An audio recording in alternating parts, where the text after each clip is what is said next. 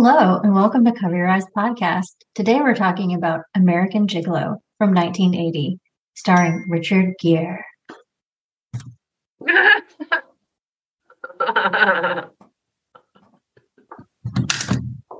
swear it was on silent. Was that okay? Do I need to do it over? Sure. Sorry, I swear I put it on silent earlier. I don't know why it's like that. I don't care at all. Hello, and welcome to Cover Your Eyes podcast. Today we're talking about American Gigolo from 1980, starring Richard Gere. Hey, Holly. Hi, Sarah. Are you ready to talk about this movie? Yes. Yes. So you had recommended this movie, and I know that you like it. You've seen it a few times. I've only seen it once, and I really liked it too. So I'm excited to talk about it. But I feel like I'm going to let you kind of lead the discussion and ask you to do the summary.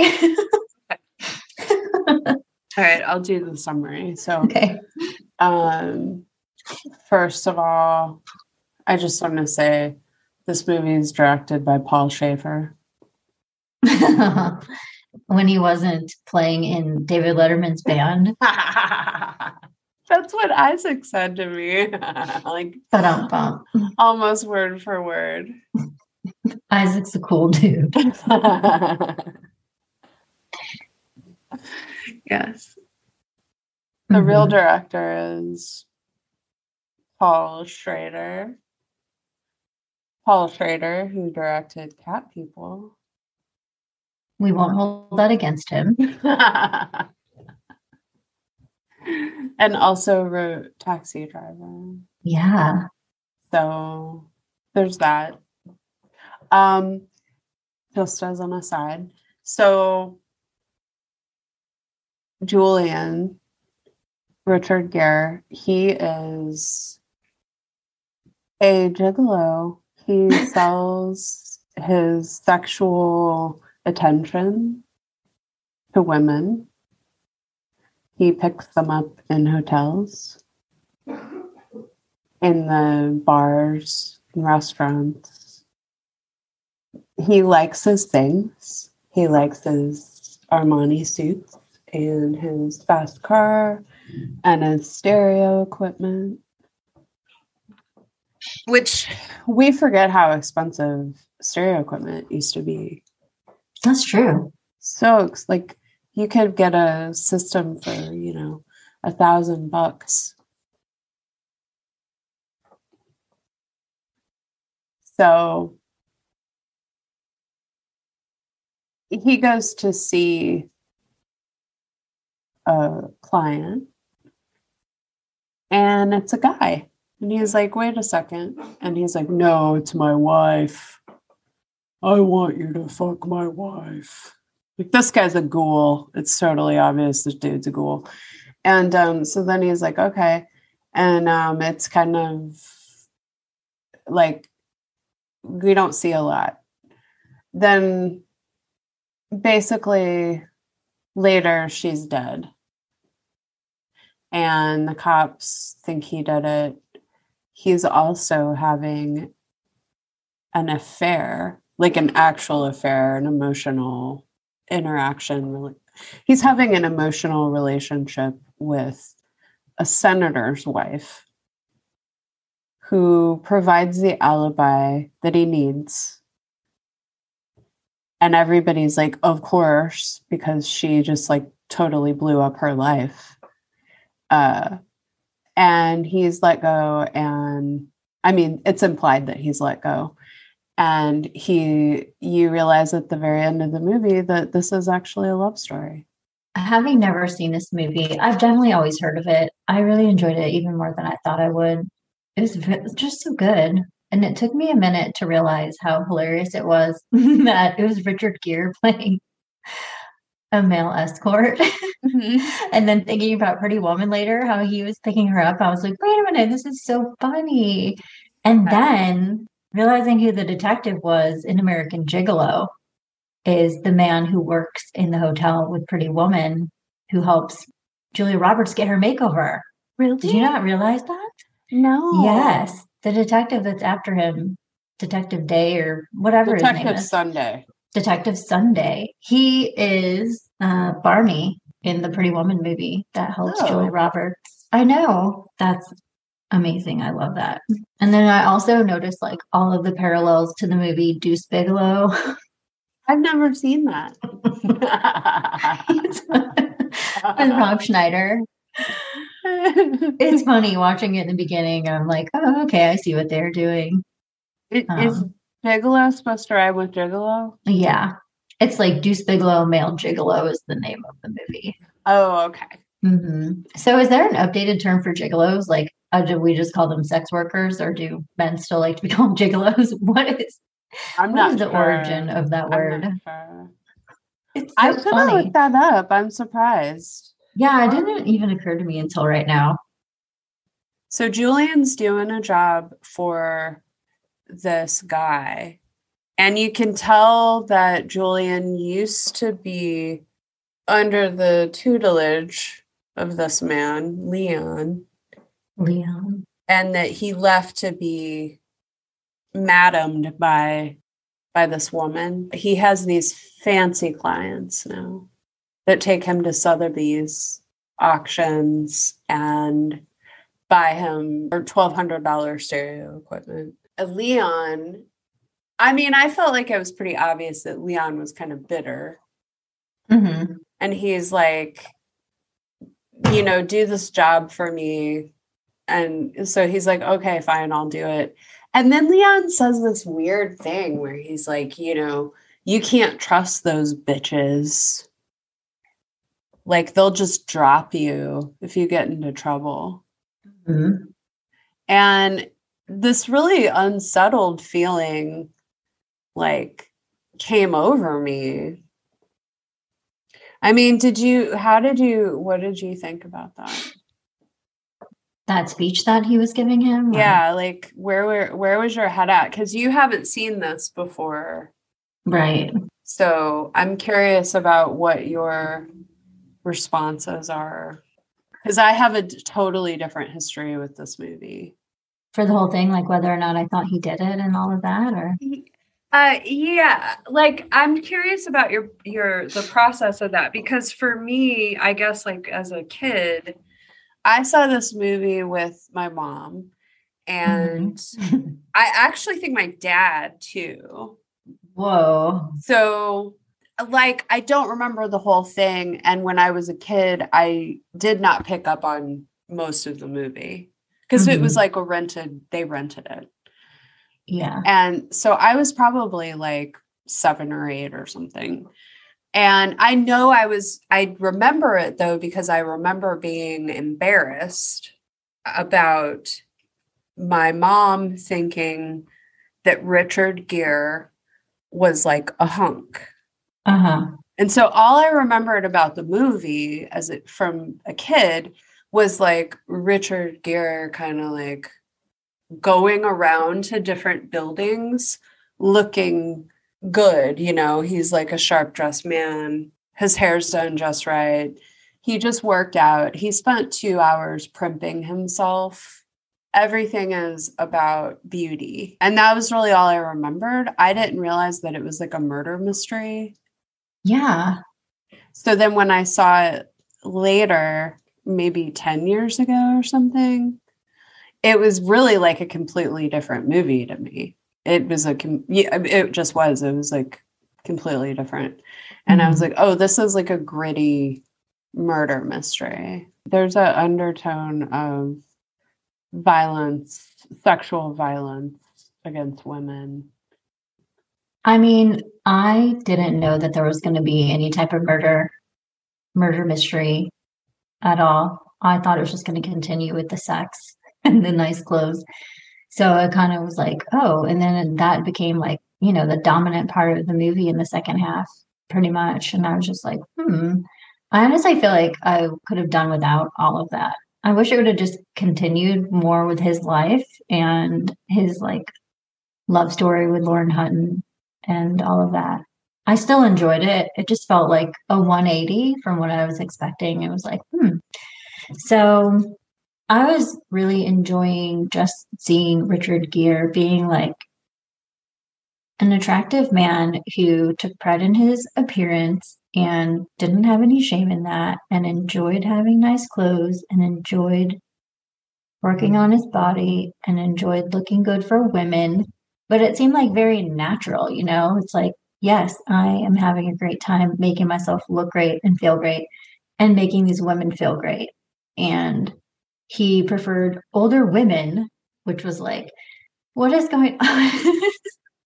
They're just so like, is this movie really happening? It seems like so refreshing that it's like a super attractive man and he's just like laying himself out there to be pleasing to women, older women who their husbands have pretty much cast aside, probably for their secretaries, you know, and like society has just cast aside. And that's like his specialty. And he says that he enjoys it. And I was like, God, this is amazing. Yeah. And I was just blown away by all of that aspect of it. So like his first client is so he'll say like, oh no, my soundproof tiles keep falling off. I swear I'm gonna have my shit together by the next episode. No problem. I mean, what else can I do? My God. Anyways, so yeah, he is like at the top of his game as far as being a gigolo. And he used to work with Leon, it seems like you said. Now he's with this other woman and he's calling the shots. So he's like, oh, well, if I'm going to do this for you, I'm getting 60, you're getting 40. And it's like, he's breaking all the rules of what a traditional like sex worker would be doing as far as an arrangement. Mm-hmm. But he's like, well, you know that I'm the best and I can get into the LA Country Club and all these other places. And who else can do that? So he's like, I know that I'm the best. I know that I'm worth it. So I'm going to take this percentage and I'm going to call the shots. And I feel like he's just really loving his life. Don't you think? Yeah, he has a loyal following. Yes, of these repeat customer older women. Yeah, he's deriving great pleasure from pleasing them. Yes, literally. And also from being taken care of by them. Mm-hmm. Mm-hmm. And I thought that makes sense. I mean, how is that any different than a woman who does that? Mm-hmm. With older men, and people say, oh, she's, has daddy issues or whatever. And it's like, this guy, a Julian does need a lot of sexual attention and approval. That's what he thrives on. He is living his best life, but at the same time, it's like there's always the knowledge that it's fleeting, because the crucial element of that kind of work is your appearance. And there's a really low level of control that you have over your appearance in some ways that, like aging or whatever, that like people just, you age out of certain professions. So there's already that undercurrent of like, how much longer can he keep at it? Yeah. How old is he in this movie, do you think? Did they say? I think he's like, I don't know. I guess I assumed he was like 30. Yeah, I was thinking like 29 or something. Mm-hmm. So I guess it may be good that he's has a clientele of older women, because even then, as he gets older, there'll always be women that are older than him. And so he'll still look like a young, tasty thing to them. When he's like 60, he'll be with 80-year-olds. Yeah. And he'll be used to it. Right. That's a good point. Like the first client that he has, so he'll say that they'll call and say that they want a chauffeur or a guide, right? Like, oh, I'm new in town and I need a guide around town. And so that's like their their code word for his services. And like the first client that he goes to see, it's this older woman who's coming to town to like do something with her husband's estate. And it's like a woman, I would say what, in her 50s or 60s? just like average looking woman, well dressed, so Yeah. you can tell she's wealthy. Mm-hmm. And it looks like she would probably be playing like a grandma on a show from the 50s or 60s. And she's attractive, but it's just like, whoa, wait, is he going to sleep with her? Because you never see things like this. And I was like, is this what's really happening? Does she really think he's a chauffeur, or did she hire him for sex? And then it like progresses and you're like, okay, they are going to have sex. I was just blown away. Like this movie blew my mind. I'm like, I've never seen anything like this. You don't see this. And it was so amazing to watch like this woman who's so timid. And so it's 1980. She's in her 50s or 60s. So you know she was just like a quiet, perfect housewife in a wealthy family, not doing anything wrong. Probably her husband called all the shots. No one ever listened to her. She was just there to look pretty and host parties. And then now she's like with this young man who's there to like sexually satisfy her. And at first she's like really timid. And then she starts kind of giving him orders like, open the champagne and sit over here and stuff. And it was just like you could see her transforming and like feeling her power and like starting to own the situation and like get into it. And I was just like, I loved it. That's great. The direction and the cinematography, like they treat Julian as a sex object with the same camera angles, the same lingering over Julian, the way that women are treated in movies. I wonder how many guys felt really uncomfortable watching this. Yeah.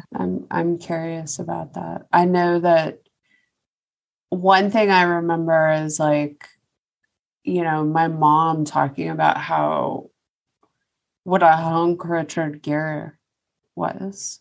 And so that made me immediately kind of roll my eyes and not see him as sexual because my mom did. It's interesting to watch now because I do understand why women were like crazy for him, but I also see it from like we are being manipulated by the camera's gaze to lust after Julian, and everything about him is set up for the viewer to watch him. And there's all of the camera angles are really voyeuristic. And there's lots of camera angles where the camera is actually following behind Julian as he enters places. And so you know that I like that. Yeah. You see the women's reaction to Julian's beauty. And Julian is like a spectacle of beauty and desire. So then he gets introduced to a man who women do not respond to this man the way they respond to Julian. He's the husband that calls Julian to fuck his wife brutally. He's like, I don't do F stuff when he sees the guy. And then the guy's like, it's not me, it's my wife. So they're in Palm Springs, which I was like, Palm Springs, because I always love to see people driving there. And it's this amazing house. And yeah, you can tell it's just like a super wealthy couple. And he's filling in for someone that is supposedly backed out at the last minute, that Leon set him up in this gig. And he almost didn't take this gig because he had to get a haircut. He's like, I can't, I'm getting my haircut then. I was like, that's so great. It just goes completely along with all of his vanity. Yeah, the guy like leads Julian into the bedroom. The wife is just laying there basically like a mannequin. She doesn't speak really. She doesn't move. She's already like naked in the bed. This just blonde woman. And Julian's talking to her and like saying all these like really racy things to her. I was like, oh my God. Yeah. And she's just like literally not reacting at all. It's almost like she was already drugged or something. Well, so what I guess where my imagination went with the setup is that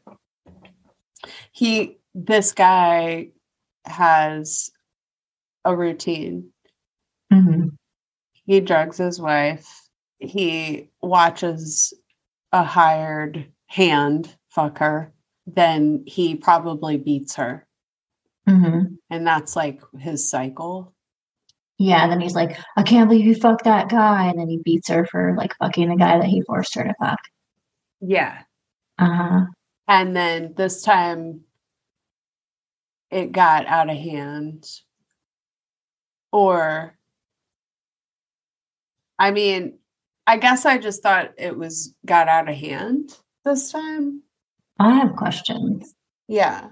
I mean, what did you think? Because you could also go with like that it didn't get out of hand, but that he planned it. That's why he hired a new guy, Mm-hmm. Julian, to do it so he could frame Julian because he knew he was going to kill his wife. Yeah. What if she asserted herself? Just asserted her right. That's probably what happened. She probably asserted her rights as a sovereign human in a natural way that everyone deserves to. And it upset his little tummy, and he got a boo-boo and he had a fit, and he decided, if I can't have you, nobody can, because you're property. And he already thinks of her as a sex object because he is just watching her have sex with people. Mm-hmm. As a practice, purely for his enjoyment, because it's clear it's not for her enjoyment. Right. I have a few questions. Of what do you think happened? So it's all like a last minute thing. Julian was supposedly just called in because someone else didn't show up. And then he does this weird kind of gig that he doesn't normally do. And then it's like, was the husband planning to have her like go through this to get her used to what would happen the next time? Like put her through this routine and like this weird rough sex thing, and just then like later a day or two have it happen again, but that time have her killed? Because it seems like that they think it's Julian at first, but then they say that there's like other handcuff marks under the handcuffs that she's wearing when she's found. So it actually happened like 2 days later after he was with her. But before we realized that, for a minute, I did think maybe he did do it, because when he was talking to his manager, madam or whatever, she was like, did you do it, Julian? It doesn't matter if you did. And then he just keeps like a blank stare. So then I'm like, oh, well, maybe he did. But then later we hear that there's like, she's wearing a different set of handcuffs and there's bruises from the handcuffs he had her in before. And so, and when he's talking to Leon later, he's like, was it your new kid that did this? And then you set me up to cover up for your new like golden boy. And I think that's what happened, right? Like the blonde kid that was like framing Julian and putting the jewels everywhere and the money everywhere. He was like the new hot young thing that Leon had hired. And when that hot young thing went to do the same thing to that woman, he was like not as well trained because he's new, and he got too aggressive and accidentally killed her. But then Leon didn't want to lose his main new hot piece of ass, and he already had a thing against Julian because he resented him for leaving him and bucking the rules. And so Julian was like an easy scapegoat. Interesting. I thought that the husband killed her. Mm-hmm.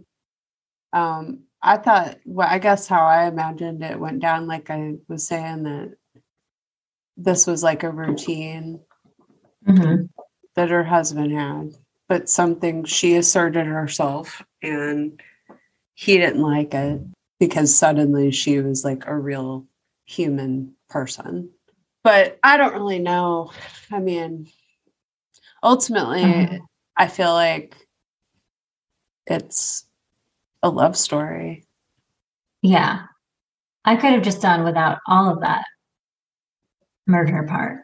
When we meet Julian, everything in his life is about beauty, surface beauty, appearances. He's completely aesthetically oriented. Mm-hmm. He's driven by pleasure principles. Okay, he seems perfectly fine doing this, having this lifestyle. He's enjoying himself. And then he gets accused of murder and he's suddenly persecuted. He destroys all of his own objects that he worked for by selling his own object being his body, to these women. And he has all of these fancy clothes, fancy stereo, all of this stuff. And he goes through and rips all of it apart, looking for what did that guy plant in my apartment. Because he saw that golden boy moving out of his garage and he was like, I know something is somewhere, the jewelry that's missing, because there's missing jewelry. And everything is destroyed in his life, because up until this point, his whole life is just his stuff. This is coinciding with him falling in love with a woman, which is not something that he does with a client. But she tracked him down and is like, I'll pay you for sex. About paying for sex? I've never had to.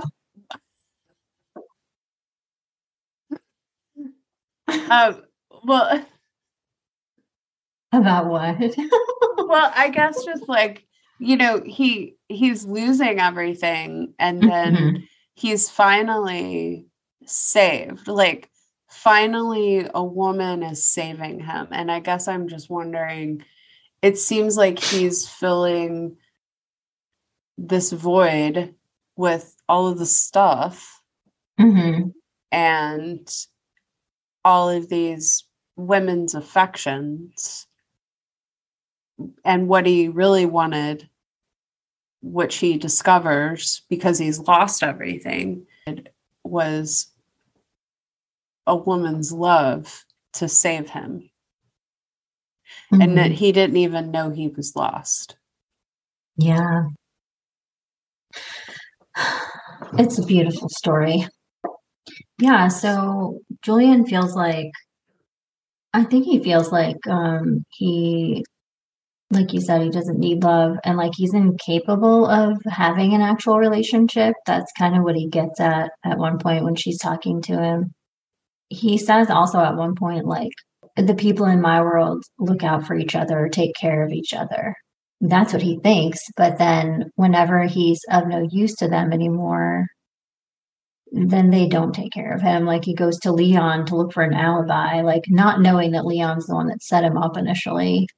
And then he goes to Anna, his manager woman, and he missed one of the jobs he's been waiting for a long time. He's learning Swedish so that he could be the guide to the Swedish woman. And then because he's out like trying to figure out who's framing me for murder and like breaking into my house, he forgets about that job. And then so she's like, I'm done with you and I'm not helping you anymore. And he's basically just completely abandoned by everyone that he's been surrounded by. He kind of like played by his own rules. They were kind of ready to turn their back on him because he was not really doing what they wanted anyway. And now because it's kind of gotten around that he's been accused of murder, then all of his normal clientele is like really leery of being involved with him. So his whole world is crumbling. Well, also, every cheater's worst nightmare, is having a detective show up on your doorstep. Yeah. Saying, hey, is the guy that you're sleeping with, were you sleeping with him on such and such day? Because he needs an alibi for murder. Yeah. Then you're questioning every life decision at that moment. It's the pizza delivery. Yeah, so the woman that he actually was with at the time of the murder won't provide an alibi because it would destroy her life. And so she's like, I'm sorry, it wasn't me. she's willing to let him like go to jail for murder just to protect her reputation. Mm-hmm. Yeah. Which is awful. And her husband's like backing her up and he knows.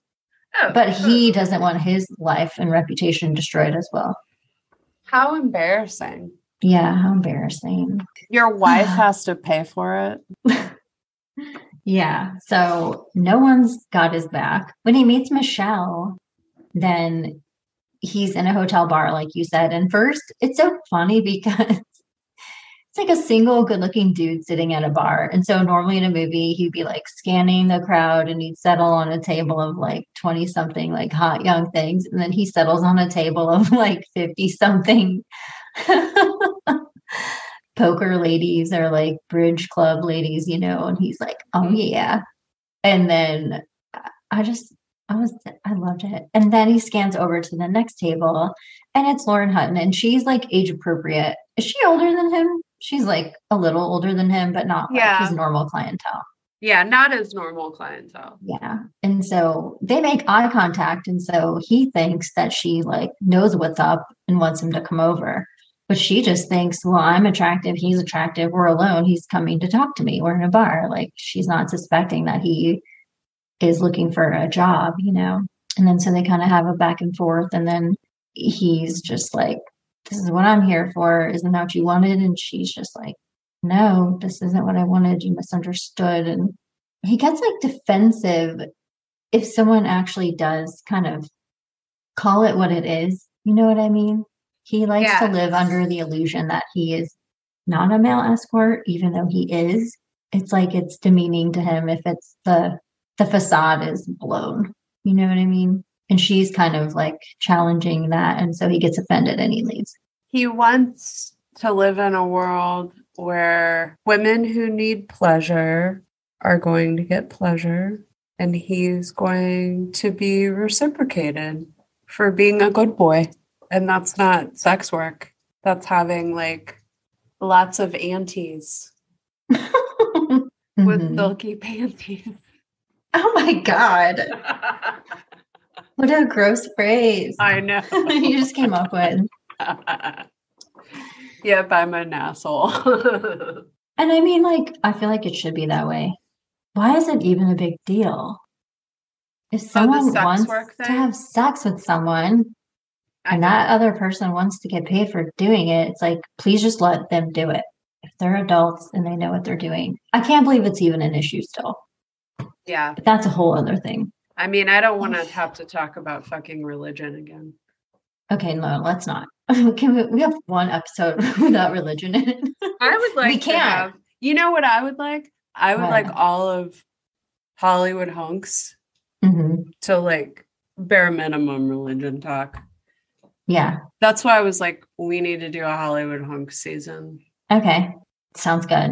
Okay. We're doing it. Okay. Yeah. This is the beginning of it. One of the things, like, this is just something we already talked about, but I just want to say this because it's from a speech that he gives at one point, and it's talking about the older women and like the woman he was with at the beginning of the movie.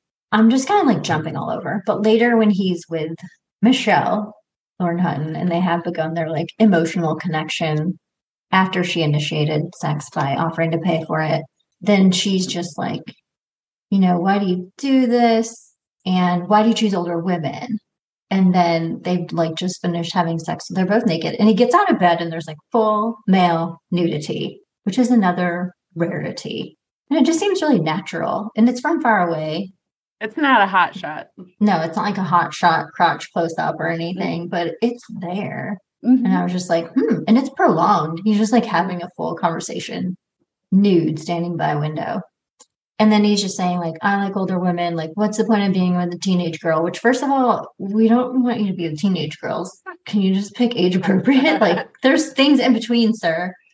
But he's like, you know, they get off so easy just from like watching a movie or whatever. And he's like, I like the challenge. I prefer an older woman.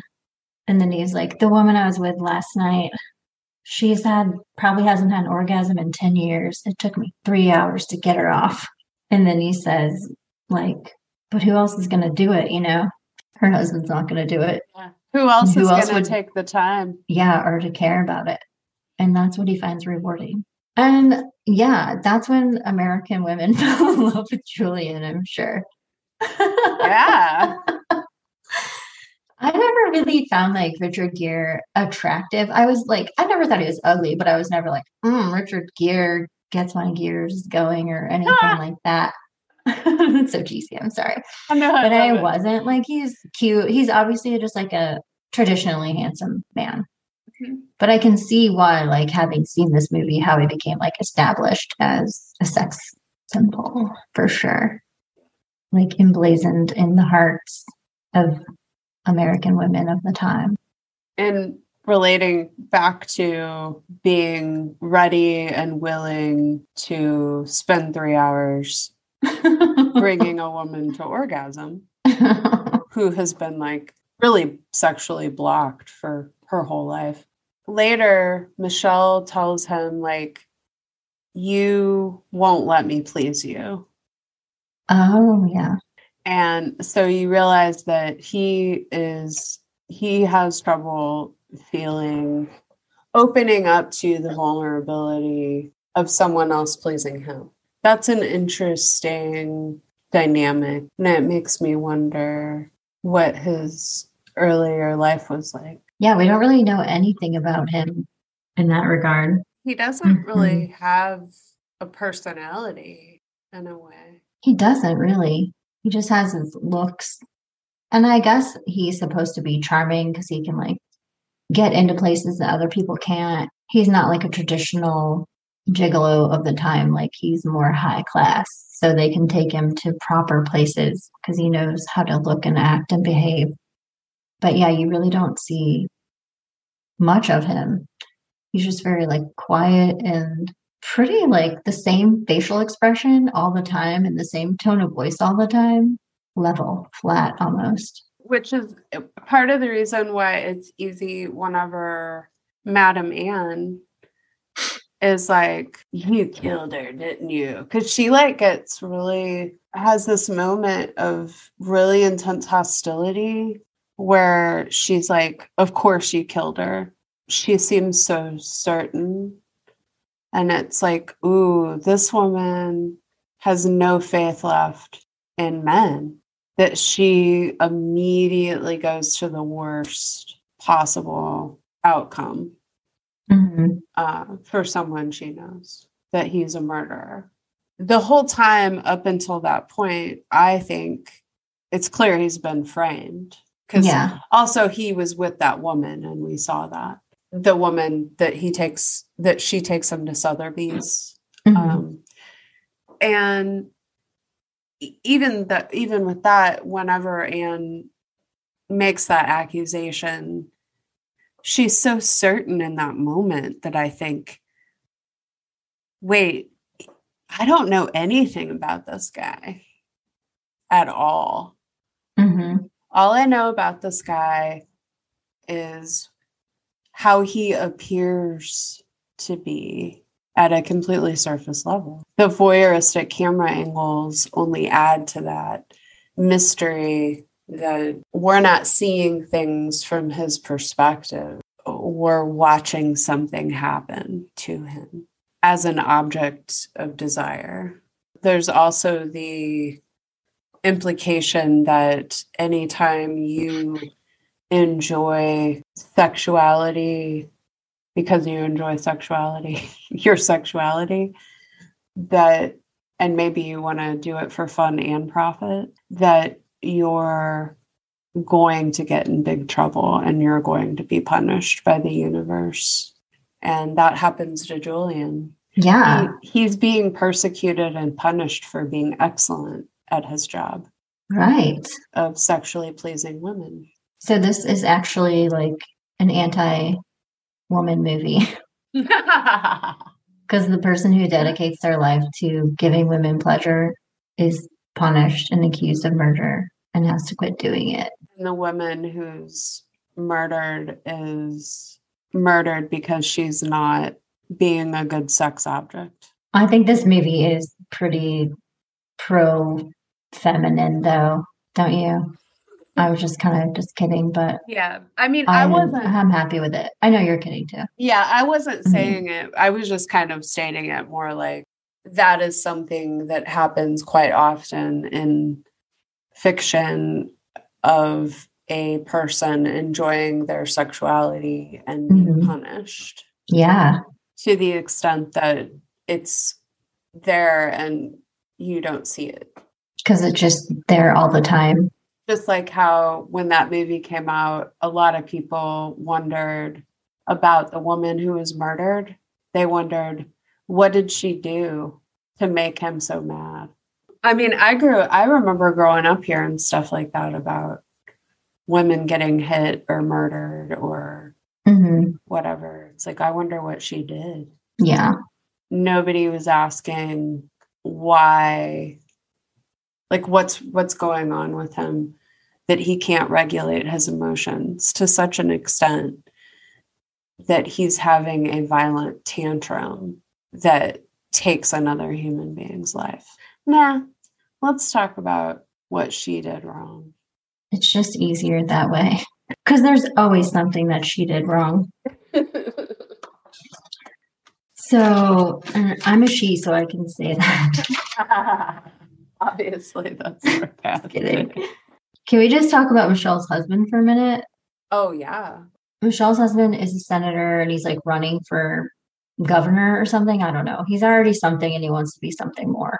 And then she's there at like the fundraiser function that he's having. And then Julian is there as the date of this other older, elegant woman. And so when they're in the receiving line to meet him, he comes like face to face with Michelle and she's like, but of course he like plays it cool. He doesn't want to blow their cover.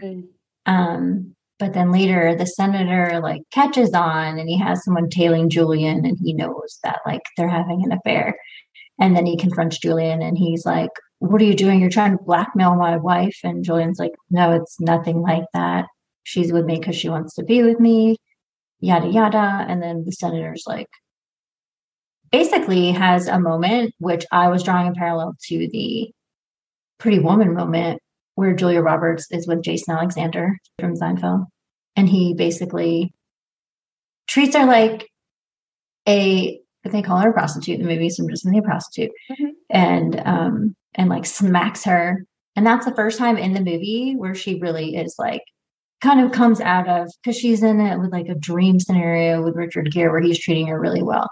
And then Jason Alexander comes along and like makes a brutal basically attack on her and makes her feel like she is just there as a piece of meat for money. And then the senator has like a similar parallel moment with Richard Gere where he basically is just like, you're just a male whore, you know? And then Julian's like you're only in these clubs at the mercy of these people. And they all know that you don't really belong here. And because Julian's kind of like living under the illusion that like he's the same as these people that he's with, but he's not. Like he is just there by their good graces. And they all know what he is and what he's doing there. He's paid help. So the senator like cuts him down to size. And that was an intense moment. I was just going to say, this is completely unrelated. I'm sorry, I'm really all over the place. But during the senator's speech, one of the things he's saying, like during his campaign dinner speech, he's like, we have the technology to free America from the grips of fossil fuels. That too. And then he's saying something like, and the privilege should lead the way. And I'm just like, what is happening? This is so hilarious. I know. The privilege should lead the way. Yeah. And it's as if there was a time when that wasn't the case. How long are we going to have this same conversations? Forever? It's like, we're still having these conversations 42 years later. Well, and it's not changed. I mean, people don't, their capacity of observation of the world is in this more immediate, self-centered way that doesn't see negative outcomes because they feel that they're entitled to the best outcome because they are the best and therefore they will be rewarded for it, which is kind of like what I feel like what the senator's attitude is. And so whenever you have an attitude like that, it's easy to just like discount that there are way more people that are not in your position that don't have the resources to control their immediate environment at all times, which is really what money is it's the ability to immediately control your environment to make it as comfortable as possible at all times. You get the best feeling fabrics, you get the best food, you get, whatever it is you want to pay for. Julian, he's a hot commodity. Of course. I just want to say that I really like how he's in this nice apartment. I'm guessing that he just moved there, it almost seems like. Yes. Or he just isn't settled in. And he has all of his pictures stacked on the ground, which I identify with so strongly as someone who moves frequently. I feel like there's been so many times where I've just had a room with all my pictures stacked on the ground because hanging them seems like such a chore and also a commitment. And then I felt like that was kind of like representative of Julian, kind of like living in between two worlds where he's like a sex worker, but he doesn't want to fully identify as a sex worker and he doesn't want to like fully commit to any of it. And at one point, he finally does hang like one picture. And that's right before everything blows up in his life. And then he ends up tearing that picture down while he's looking for what's been planted and he just steps all over it. So it's like, I was finally like getting settled into something and now it's all destroyed. I just feel like the pictures were like representing. I just felt like that's kind of how he was. Like he wanted all the benefits of being the sex worker, the gigolo, but he didn't want to like identify as that. So that's why he didn't really like to have repeat clients and he wouldn't like stick with the rules or stick with one manager for long. But then like when he needed someone, like when he was really being framed and when he's very desperate at the end and he comes to Leon, like, I'll do whatever you want. Like, I'll sleep with whoever you want me to, even men, and I'll let you have like 70-30. And he's just begging for everything. And so he's like lowering himself back down to how he would have been maybe in the beginning of his career, or like all of the sex workers that he makes fun of now because he thought he was better than them. And he's like willing to do that to get the protection that they all have because they pay for it. And like now it's too late because he's alienated himself from like that world that they're all in, but then he wants to get back in it when he needs the protection from them.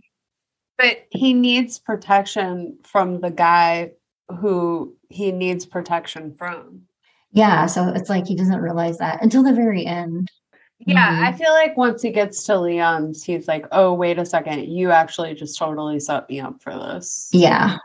And that it was a convenience for you. And he's like, why'd you pick me? And people keep trying to shame him for his sex work job, right? And he's not buying it. He's not ashamed. So part of it is like, I wonder if why he's not identifying as a gigolo or a whore is because he doesn't have shame.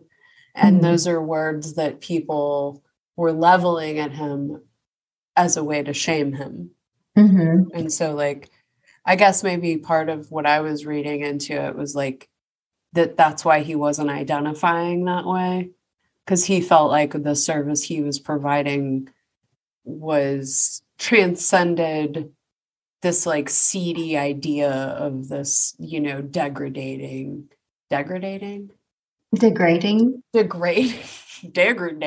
or degradation. Degrading act that people perform in like bar bathrooms or something. Not what he was doing. Like he's doing something therapeutic. Really what he's doing is giving these women what he cannot receive himself. I got the impression that he is probably somebody that really doesn't orgasm.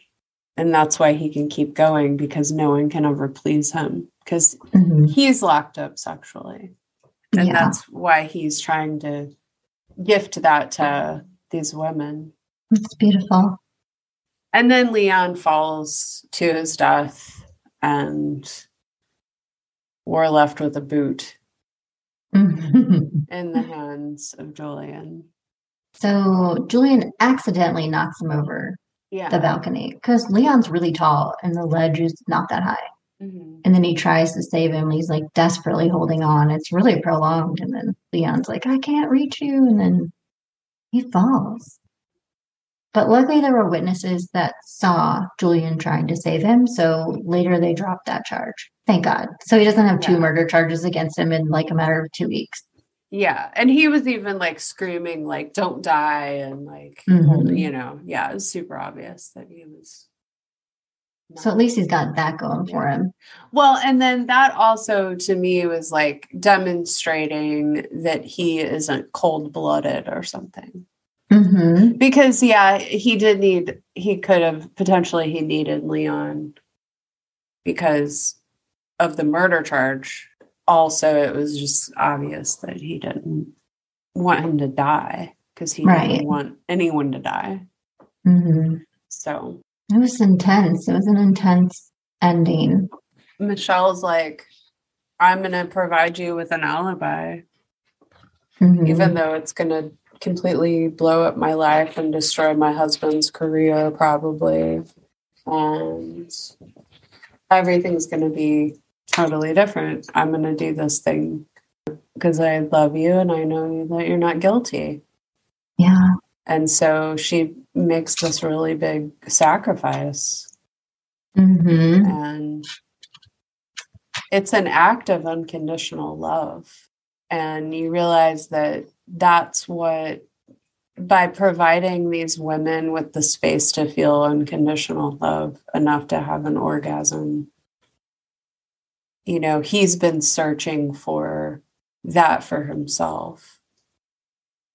But he didn't dare ask for that. So he just had to go around trying to provide it for other people. The women that he himself really wants the unconditional love from. And then, at the very end, whenever Michelle comes and is like, I gave you an alibi, and like, this is what is going down, and I'm with you, and I love you, and we're together, and I saved you, really. I mean, she did. She saved him. He's like, my God, Michelle, it's taken so long to get to you. Oh, I feel like I'm going to get teary-eyed. Yeah. I know. I got a little bit weepy whenever he said that. I know. Because it's like he really was just searching for someone to accept him and love him in a real way. Oh my gosh. She came into the whole relationship knowing what he did. She didn't care about any of that. She just wanted to be with him because she knew there was something about him, So, yeah. This is maybe one of the greatest, romantic movies in this really surprising way. I'm a huge fan. Yeah, so at the end, he's already in prison because he's facing the charges for the Palm Springs woman murder still, but she's going to help get him off. And so he's in like his blue prison jeans and blue denim shirt. And they're at like the booths where you have to talk to each other over the phone. And it had like a religious feel. It's almost like a confessional booth. And then she comes and says that to him, that I'm going to give you the alibi. And then she puts her hand on the glass and you just see her hand and like his face. And then he puts his head against her hand when he says that. And it felt kind of like, I don't know, if it had like a religious feeling to me. So I knew we weren't going to bring religion into it, but there was just something about that scene where I felt like, did he direct some other movie? Like, did he do any religious movies? He didn't do Last Temptation of Christ. I thought he was one of the writers on Last Temptation of Christ. I think he was. And I was like, I'm feeling some religious vibes here. Oh, well, I love that movie. I still haven't seen it. That movie makes me weep with joy. Beautiful movie to me. I can see, like, from the ending of this movie, I felt like it was very simple, but like so moving and so beautiful. Yeah. Well, it's like she was offering him salvation. Yeah. And he just put his head like against her hand and rested his head, like could finally like relax into someone and like settle, even though he's in prison still. I'm getting like more teary eyed now than when I actually watched it. What's going on? Anyway, I give this movie 5 stars. Yeah, this is a great movie.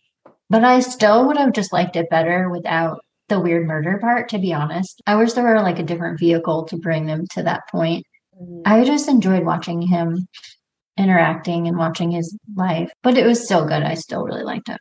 He needed to be falsely persecuted and then saved. Murdering a woman is the easiest way to do that in a movie. Murdering a woman is the easiest way in a movie for the lead male character to have some sort of emotional growth. And so in a lot of ways, it's like a lazy plot device. I thought it was a really accurate snapshot of the violence that was happening, the particular type of sexual violence that was happening against women at that time in a way that was almost socially sanctioned. There were so many sexual serial killers that were active in that time period. There were so many sexploitation and violent sexual movies that were happening, coming out in that time period. There was just this particular aggression against women. And it was like, now we've had a sexual liberation. So that means that if you are a woman and I think that you're hot, that I'm entitled to have sex with you, whether you like it or not. And there was like this weird attitude. And whenever women weren't okay with that, men got really mad about it. You're taking their bottle away. Don't say mother's milk. We have to have an episode without mother's milk.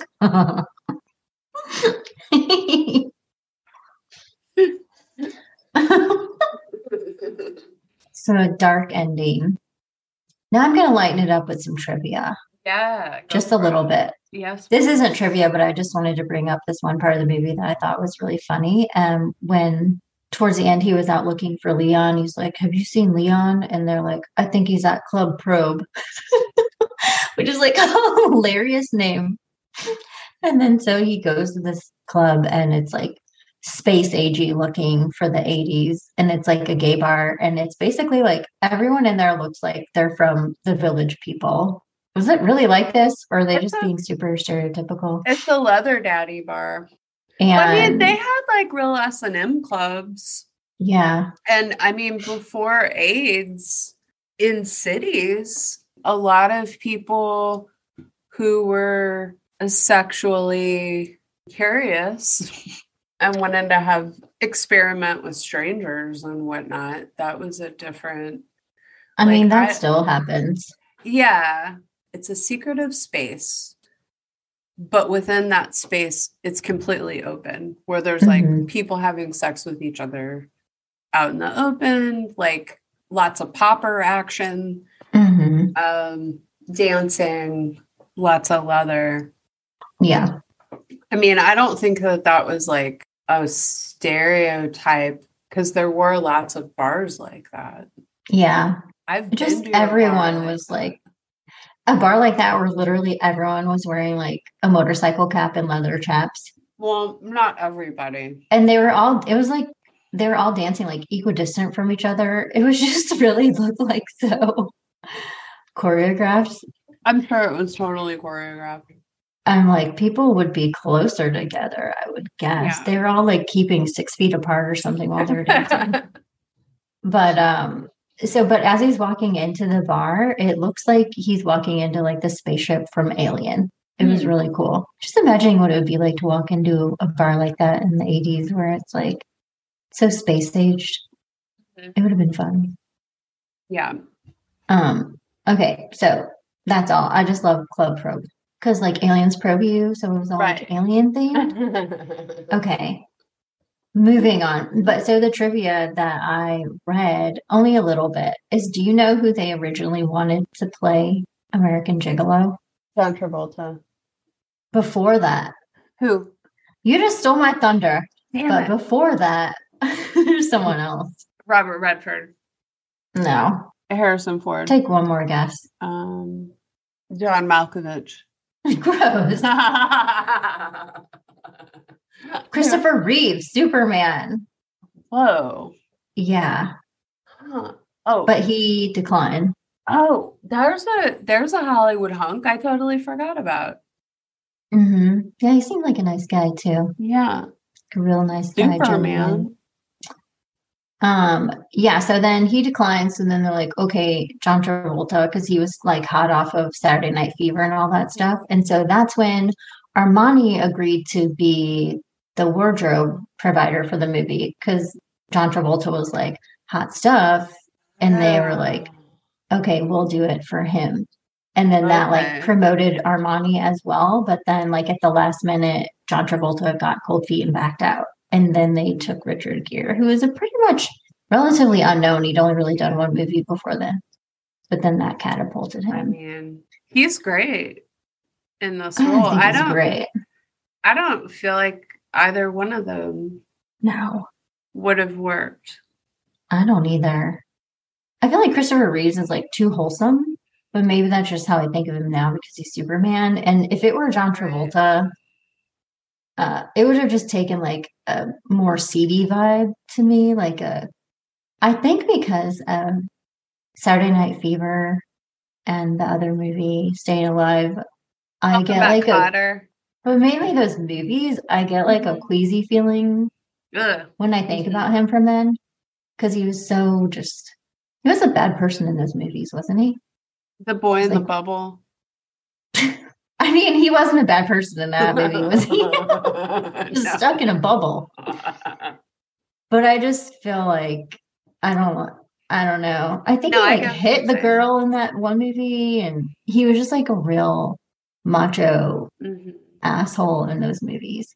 And I don't think it would have worked. Oh, you know what else though is the Grease movie. Ew, gross. Yeah.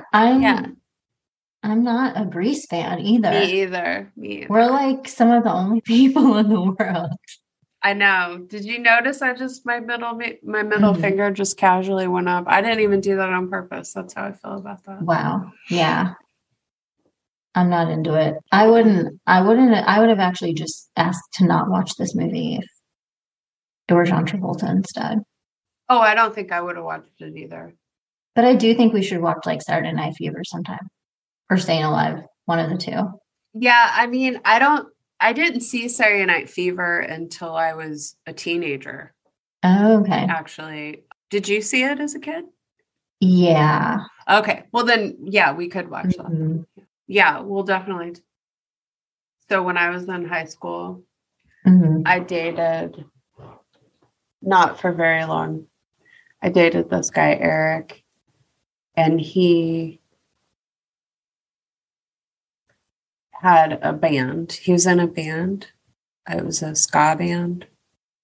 But I never heard his band. But this one day he called me and he was like, I've been hanging out, with my band and wanted you to meet them, And I was like, oh, okay, cool. My parents weren't home at the time. 2 cars pull up. People keep getting out of the cars. And I'm like, what's going on? And Eric's like, I want you to meet my band. And there's like 8 people. So he brought 8 people over to my house. And he's in a ska band. I didn't even think about it. Well, then right when everybody's like on the porch, because I was like, I can't let everybody in. Like when my parents get home, they would not like it. Everybody was cool. They totally understood. So it was nice weather. It was fine. We were on the porch. So then my parents get home and they hadn't even like met him. I didn't get in trouble or anything because they do. But then later my mom was like, that Eric looks like Richard Gere, like a young Richard Gere. Oh, and my. I was like, ew. And then after that, I was just like whenever I would like think like, oh, my mom thinks you're like cute. And it kind of like made things weird. And then we weren't together for very much longer, but that's my like Richard Gere mom story. Did you see it? Like once she said it, could you not unsee it? Yeah. Well, oh my God. Question. Have you ever been framed for murder? Oh my God. Let's just go with it. If you've ever been framed for murder, email us at coveryoureyes.podcast@gmail.com. Or you can DM us on Twitter or Instagram. I really hope you share this story with us. Yes, please. All right. Well, thank you guys for listening. We hope you enjoyed it. We enjoyed making it. We appreciate you. You can follow us on Twitter. And also you can check out our Patreon if you would like to subscribe. There's a lot of great content. Holly's been working like mad on it and just like uploading and creating and making and providing entertainment for you, for your listening pleasure. Check it out. There's different levels if you want to support the show. We'd really appreciate it. Otherwise, you could support us by rate, reviewing, and subscribing. We'd really appreciate that too. And thank you for listening. Even if you don't do any of those things, just thank you for listening. Bye. See you next Tuesday. Bye.